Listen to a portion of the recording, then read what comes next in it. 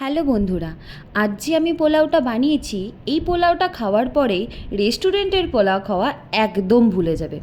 আজকের পোলাওটা ছিল নারকেল দিয়ে চিংড়ি মাছের পোলাও।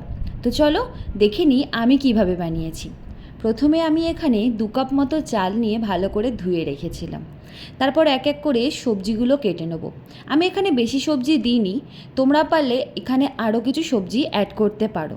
আমি এখানে পেঁয়াজ, টমেটো আর লঙ্কাকে ছোট ছোট করে কুচি কুচি করে কেটে আলাদা করে রেখে দিয়েছিলাম। এবার আসল ইনগ্রিডিয়েন্টসটা অ্যাড করে দিই, যেটা হচ্ছে চিংড়ি মাছ। এই চিংড়ি মাছগুলোকে আলাদা করে আমি ধুয়ে রেখে দিয়েছিলাম। তারপরে লবণ আর একটু হলুদ দিয়ে ভালো করে মাখিয়ে নিয়েছিলাম, যাতে লবণ আর হলুদটা ভালো করে চিংড়ি মাছের মধ্যে মাখানো হয়েছে।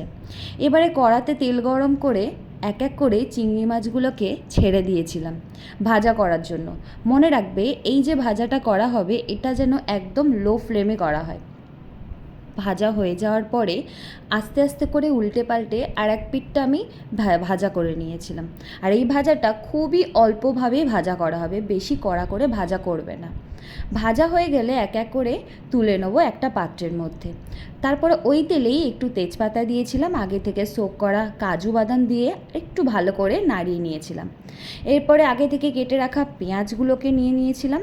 পেঁয়াজ নেওয়ার পরেও ভালো করে এটাকে নেড়েচেড়ে নিয়েছিলাম। হালকা লাল হয়ে যাওয়ার পরে এর মধ্যে আমি আবার অ্যাড করে দিয়েছিলাম টমেটো কুচি আর আগে থেকে কেটে রাখা লঙ্কা কুচি। তোমরা এগুলোকে আস্তে আস্তে করে ভালো করে মাখিয়ে নেবে। ভালো করে নিয়ে যাওয়ার পরে এবারে ভালো করে সিদ্ধ করতে হবে। তার জন্য পরিমাণ মতো লবণ, হলুদ, লঙ্কা গুঁড়ো, ধনে গুঁড়ো, জিরে গুঁড়ো দিয়ে ভালো করে নাড়িয়ে নিতে হবে। এরপরে নিয়ে নেব নারকেলের দুধ। তোমরা এখানে জলও অ্যাড করতে পারো। আমি এখানে নারকেলের দুধটা দিয়েছিলাম, তার কারণ ভালো ফ্লেভার আনবে। তারপরে এটাকে ভালো করে নাড়িয়ে চাড়িয়ে ঢাকা দিয়ে রেখে দিয়েছিলাম 2 মিনিটের জন্য। আর এই ফ্লেমটাও অল্প করে রাখা হবে। দেখো কালারটা কি দারুণ এসেছে না? এই তো ভালো করে নাড়িয়ে চাড়িয়ে আগে থেকে ধুয়ে রাখা যে চালটা রেখেছিলাম সেটাকে এবারে এর মধ্যে দিয়ে দেবো। চালটাকে ভালো করে ধুয়ে দেওয়ার পর এই চালটাকে ভালো করে নেড়েচেড়ে নিতে হবে। এইবারেও লো ফ্লেমেই রাখতে হবে, পুরো রান্নাটা লো ফ্লেমে করতে হবে, না হলে নিচে লেগে যাবে। নাড়িয়ে চাড়িয়ে নেওয়ার পরে আগে থেকে ভেজে রাখা যে চিংড়ি মাছটা ছিল সেটাকে আমি দিয়ে দিয়েছি। চিংড়ি মাছটা দেওয়ার পরেও ভালো করে মাখিয়ে নিয়েছি। এবার আমি পরিমাণ মতো জল দিয়ে দেবো। মনে রাখতে হবে জল আর চালের পরিমাণটা যাতে খুব ভালো করে হয়, নাহলে ভাত একদম ঝরঝরে হবে না। তারপর এটাকে 20 মিনিট মতো লো ফ্লেমে আমি নিয়ে নিয়েছিলাম। এই যে রেডি হয়ে গেছে।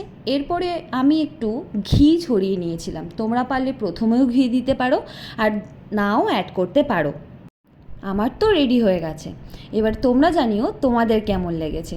তার সাথে আমি একটু ভালো করে বসে আরাম করে খাওয়ার জন্য আমি একটু ইলিশ মাছ ভেজে নিয়েছিলাম। ব্যাস গার্নিশ করে এবার খেয়ে নেবো। তোমরা জানিও তোমাদের ভিডিওটা কেমন লেগেছে। দেখা হবে পরের ভিডিওতে। বাই।